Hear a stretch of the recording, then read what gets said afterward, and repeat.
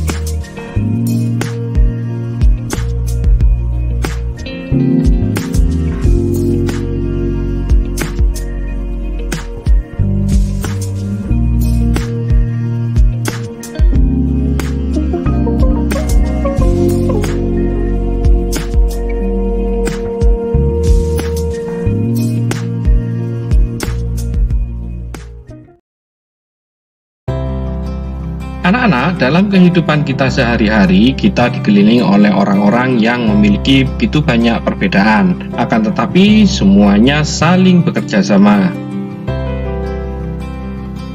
Mengapa orang-orang yang memiliki perbedaan, seperti perbedaan agama, suku bangsa, usia, dan pekerjaan, dapat saling membantu dan bekerja sama? Coba kalian perhatikan penjelasan Pak Agung ya. Perbedaan tidak menghalangi upaya untuk bekerja sama dan saling membantu karena tidak semua kebutuhan manusia dapat dipenuhi oleh diri sendiri. Pada dasarnya, manusia adalah makhluk sosial yang selalu membutuhkan manusia lain. Nah, sekarang coba amati gambar berikut ini anak-anak. Apa yang kamu lihat dari beberapa gambar di samping? Apakah hubungan semua gambar tersebut dengan gambar peta Indonesia? Pada gambar di samping menunjukkan bahwa Indonesia adalah negara yang memiliki keberagaman. Dalam hal ini, keberagaman budaya unik dan indah yang dimiliki setiap suku bangsa yang hidup di Indonesia. Jadi anak-anak, keberagaman yang ada di Indonesia ini adalah cerminan dari keberagaman budaya yang dimiliki bangsa Indonesia. Nah, tahukah kalian arti dari Bhinneka Tunggal Ika yang berada di bawah burung Garuda ini? Nah, untuk lebih jelasnya perhatikan bacaan berikut ini.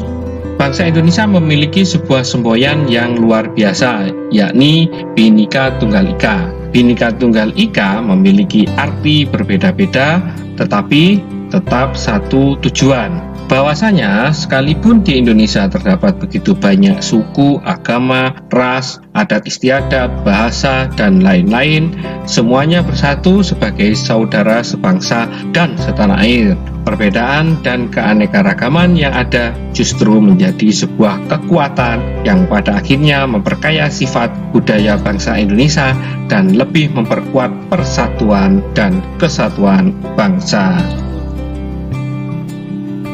Apakah yang dapat kamu simpulkan dari bacaan di depan? Berikan pendapatmu. Berdasarkan bacaan tersebut, Indonesia memiliki banyak keberagaman. Perbedaan dan keanekaragaman yang ada justru menjadi sebuah kekuatan yang pada akhirnya memperkaya sifat budaya bangsa Indonesia. Meskipun berbeda-beda, tetapi tetap satu tujuan, seperti semboyan Bhinneka Tunggal Ika. Berikan contoh-contoh kegiatan yang dapat kita lakukan atau mungkin sudah kamu lakukan untuk mendukung keberagaman sosial di lingkungan sekolah. Jawabannya yaitu 1. Membagi jadwal piket secara adil. 2. Bekerja kelompok walaupun anggota kelompok berasal dari daerah dan suku yang berbeda dengan kita. 3. Tetap berteman dengan teman yang berbeda ras, suku, agama dengan kita. Dengan keberagaman, manusia dapat saling bekerja sama dan bahu-membahu untuk memenuhi kebutuhan hidupnya, baik secara ekonomi, sosial, maupun budaya. Beragam profesi pun berkembang dan mendukung pemenuhan kebutuhan hidup. Bahasa Indonesia yang digunakan juga merupakan salah satu contoh hal yang menjembatani perbedaan sosial budaya yang terdapat dalam masyarakat Indonesia. Amatilah gambar-gambar di samping. Kegiatan apa saja yang sedang dilakukan oleh anak-anak dalam gambar tersebut? Ketiga gambar bercerita tentang upaya manusia dalam sebuah pembangunan sosial budaya.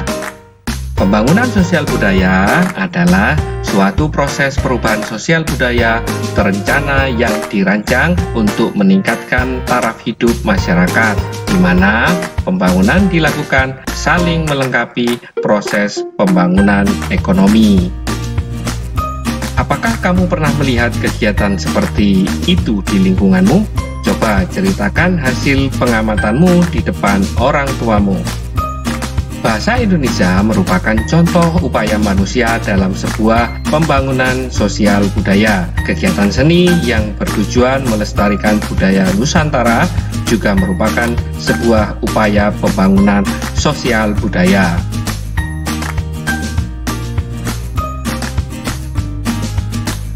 Contoh lain dari pembangunan sosial budaya adalah dengan semakin terbukanya kesempatan bagi kaum wanita untuk bersekolah dan menuntut ilmu setinggi mungkin. Masih banyak lagi contoh-contoh pembangunan sosial budaya yang terdapat di sekitar kita. Amatilah daerah sekitarmu. Temukan contoh-contoh upaya manusia dalam pembangunan sosial.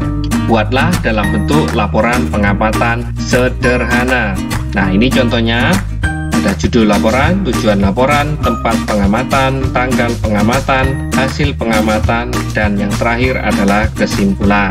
Mari kita bahas anak-anak satu persatu. Judul laporan. Nah, di sini dicontohkan pengamatan contoh-contoh upaya manusia dalam pembangunan sosial. Tujuan laporan, mengetahui contoh-contoh upaya manusia dalam pembangunan sosial.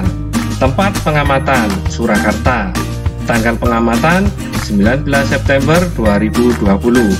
Hasil pengamatan, yang pertama, upaya manusia dalam pembangunan sosial di bidang kesejahteraan, meliputi pengembangan ketahanan sosial, peningkatan apresiasi terhadap penduduk lanjut usia dan veteran. Yang kedua, upaya manusia dalam pembangunan sosial di bidang kesehatan antara lain dengan program lingkungan sehat, perilaku sehat, dan pemberdayaan masyarakat. Sekarang kesimpulannya anak-anak. Kesimpulannya adalah pembangunan sosial dimaksudkan untuk meningkatkan kesejahteraan sosial di mana kebutuhan setiap anggota masyarakat dapat terpenuhi.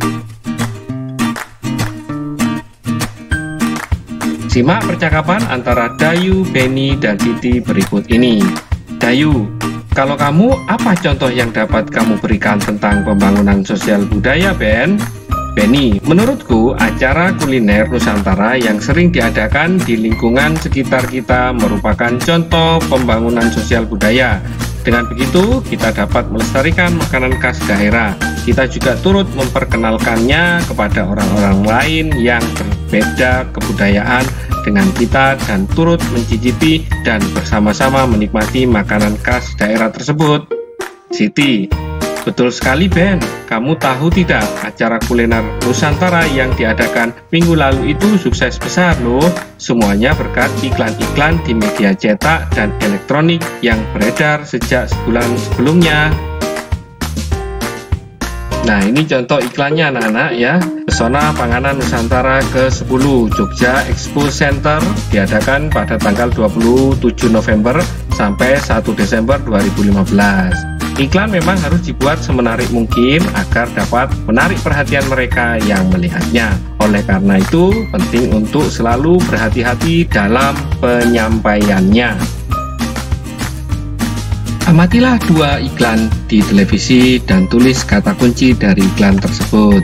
Perhatikan iklan berikut ini, kemudian tuliskan judul dan kata kunci dari iklan tersebut. Nah, kata kunci anak-anak masih ingat ya, apa itu kata kunci? Kata kunci adalah sebuah kata atau konsep dengan keistimewaan, yang berarti kata apapun yang digunakan sebagai kunci dan kode atau digunakan untuk menghubungkan ke kata lain atau informasi lain. Selamat menyaksikan. Sayur dan buah dapat membuat tubuh sehat dan melindungi kita dari berbagai macam penyakit.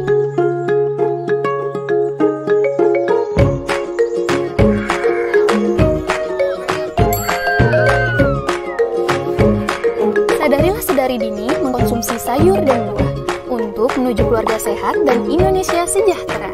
Sayur dan buah setiap hari sehat dan cerdas, pasti.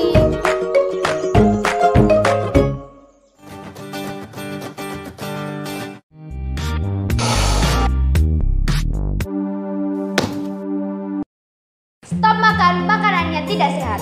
Kalian tahu nggak sih makanan yang sehat itu seperti apa? Makanan sehat terdapat dalam 4 sehat 5 sempurna, yaitu makanan pokok, lauk pauk,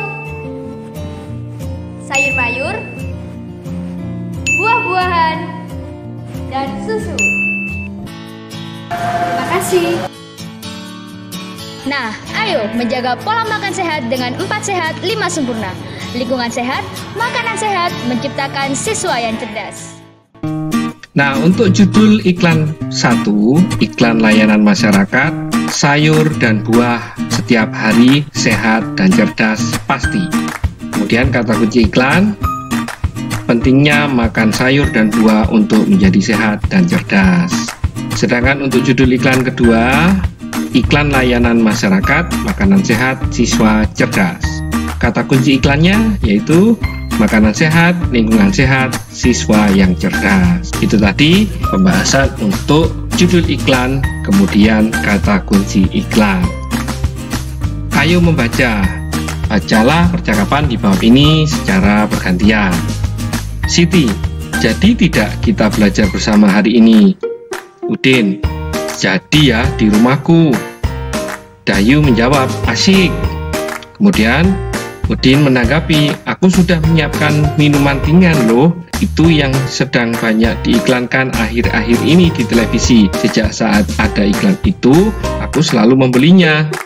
Siti kemudian menjawab, wah, setauku semua jenis minuman ringan itu tidak baik bagi kesehatan, Din. Kadar gula dan pengawetnya tinggi. Belum lagi bahan-bahan kimia lainnya. Jangan terlalu sering mengkonsumsi minuman ringan seperti itu. Kemudian Udin menjelaskan, bisa jadi kamu benar Siti. Pamanku pun pernah mengatakan hal yang sama.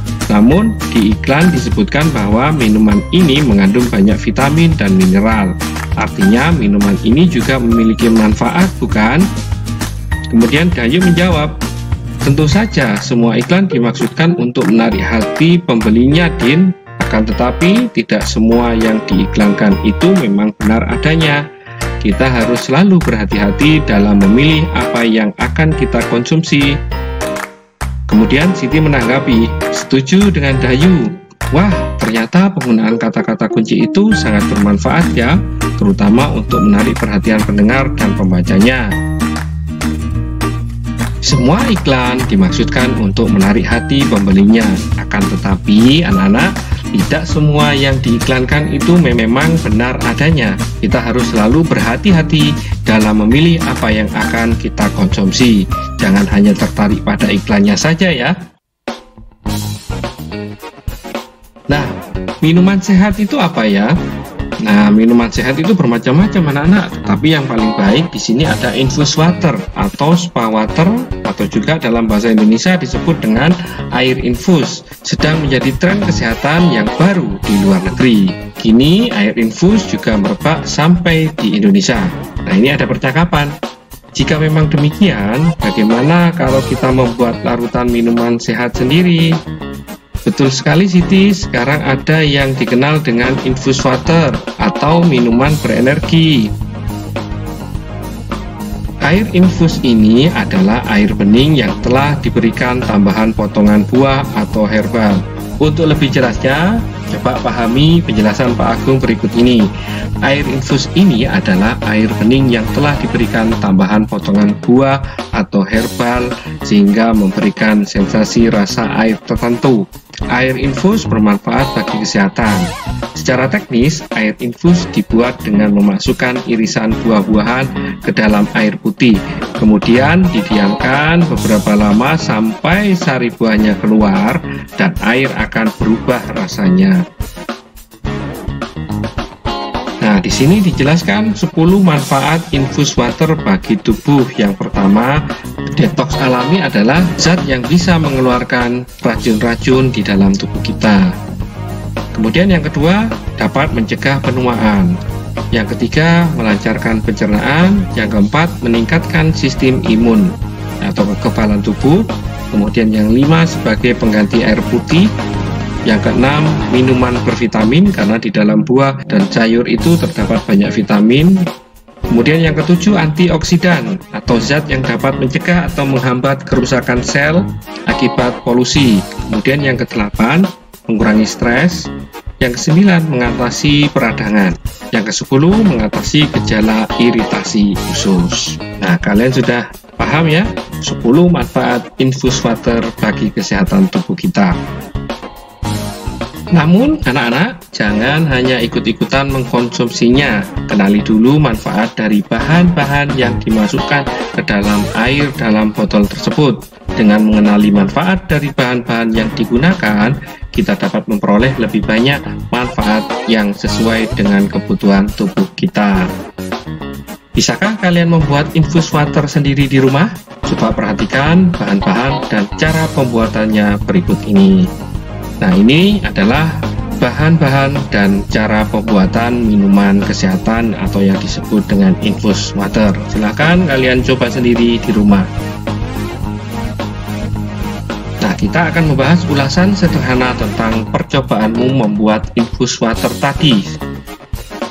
Air infus ini adalah air bening yang telah diberikan potongan buah atau herbal sehingga memberikan sensasi rasa air tertentu. Air infus bermanfaat bagi kesehatan. Air infus dibuat dengan memasukkan irisan buah-buahan ke dalam air putih.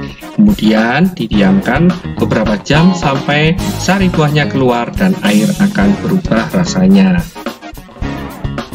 Sekarang tugas kalian di rumah. 1. Di pasar kita melihat penjual dan pembeli. Perbedaan apa sajakah yang dapat kamu temui di pasar? Kemudian yang kedua, mengapa orang-orang yang memiliki perbedaan seperti perbedaan agama, suku, bangsa, usia, dan pekerjaan dapat saling membantu dan bekerja sama? Kemudian yang ketiga, perbedaan apa saja yang terdapat di Indonesia? Yang keempat, apakah hubungan adat istiadat dan keberagaman yang ada di Indonesia? Jelaskan. Kemudian yang kelima, tahukah kalian arti dari semboyan Bhinneka Tunggal Ika? Yang keenam, berikan contoh-contoh kegiatan yang dapat kita lakukan atau mungkin sudah kamu lakukan untuk mendukung keberagaman sosial di lingkungan sekolah. Yang ketujuh, apa yang dimaksud dengan pembangunan sosial budaya? Yang kedelapan, mengapa kita harus berhati-hati dalam mengkonsumsi makanan yang ada di dalam iklan? Yang kesembilan, apa yang dimaksud dengan air infus atau infus water? Kemudian yang ke-10, yang terakhir, apa manfaat dari air infus bagi kesehatan? Nah, jika kalian sudah melihat penjelasan video dari Pak Agung tadi, pasti kalian sudah bisa menjawab 10 pertanyaan tersebut. Selamat mencoba dan tetap semangat. Jangan lupa sebelum mengerjakan, membaca doa terlebih dahulu. Selamat mengerjakan. Demikian materi kelas 5 tema 3 subtema 2 pembelajaran 4. Semoga pembelajaran kali ini dapat bermanfaat dan menambah motivasi belajar serta mempermudah dalam pemahaman materi. Tetap semangat belajar di rumah, selalu berdoa supaya pandemi ini cepat berakhir. Jaga kesehatan, jaga kebersihan lingkungan, dan jangan lupa selalu cuci tangan sebelum atau sesudah aktivitas. Sebelum kita tutup pembelajaran ini, marilah kita berdoa terlebih dahulu. Doa mulai. Selesai. Terima kasih sudah menyaksikan video pembelajaran ini. Sampai berjumpa lagi pada materi selanjutnya. Wassalamualaikum warahmatullahi wabarakatuh.